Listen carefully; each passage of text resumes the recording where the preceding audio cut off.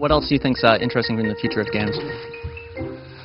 Oh, I think the social aspects, not just multiplayer games, but kind of meta games on top of games is interesting. We're starting to build AI directors that can get in there and kind of modify the presentation of a game based upon how it's seen you play it and your abilities. I think that's a very interesting direction. I think, really the computer can be a very creative playmate. We just need to give it more intelligence so that it basically is helping you steer, giving you an amplification on your steering wheel. So basically power steering for the gamer instead of, manually pushing them down the slot.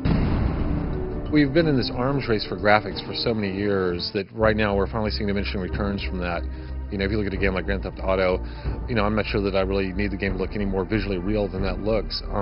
But still, the behavior of the people is so lame compared to the graphics. That's the weakest link by far. We have these people that look like fairly reasonable humans, but they still act like staplers, And so I think that we're going to see a lot more emphasis going on to things like, physics, behavior, AI, that will now start making these worlds seem that much more kind of interesting than they are right now.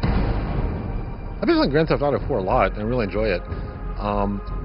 Qualitatively, it doesn't seem that different than Grand Theft Auto 3 to me, except just the follow-through in the world is so much more well-realized. But for me, still, the really fun part in Grand Theft Auto is not the missions. I think they're kind of interesting. Even though the voice acting is excellent and all that, I have a lot more fun basically creating my own stories still in GTA 4 than I do kind of playing through the mission structure. One thing I'm very interested in is using games to get people more connected to the real world. And not just, the world and the environment around them, but, even like day-to-day events. I think that games are a tremendously motivating format. And that it's amazing how little the average person knows about, the world around them and what's going on.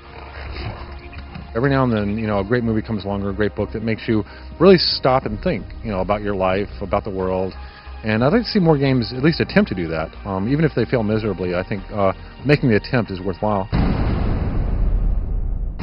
How many times in a week do you say emergent?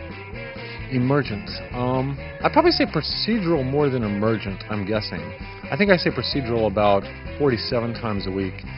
Emergent, it varies a lot. I'll go through a whole week only saying emergent 5 times, but sometimes I'll say emergent, 50 times if I'm giving a talk that week. Do you ever say stigmergy? Stigmergy? No. What does it mean? It's just like another word for like emergent behavior. What is specifically Will Wright about Raid over Bungling Bay? What is specifically Will Wright about Raid over Bungling Bay? Well, I've always loved helicopters. Do you think everything that's bad for you is actually good for you? I think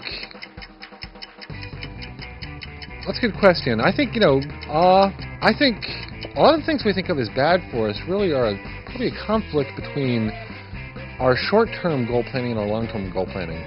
We do a lot of things for short-term gratification with the knowledge that long-term they're bad for us. We have 2 systems in our brain, one kind of rewarding us for short-term instant gratification, saying, oh, that's good, do it more and more.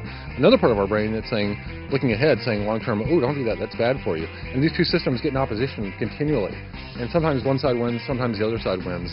But, inherently, I think these were both evolved mechanisms in our brain that are now, inherently schizophrenic.